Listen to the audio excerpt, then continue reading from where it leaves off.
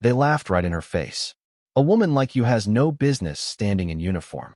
Hand over your sidearm, because you are just going to get someone killed. That was what they said to Sarah Cole before anyone even gave her a chance. She never argued. She never raised her voice. She simply unclipped her weapon and handed it over because that was the order. Around her, people shook their heads. Some officers looked away. Others smirked. To them, she was just another quiet female deputy who would fold the second things got dangerous. Nobody cared that she had spent years training harder than most of the people judging her. Nobody cared about the hours she had sacrificed, the bruises she had earned, or the discipline she carried every single day. All they saw was a woman standing alone without a weapon. Then the emergency call came in. A violent man was terrorizing a crowded transit station. Witnesses were screaming. Families were trapped.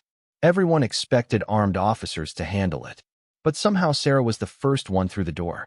The moment the suspect saw her, he smiled. He looked at her empty holster. He looked at her calm face. Then he laughed. People watching backed away. One man whispered, "She is finished."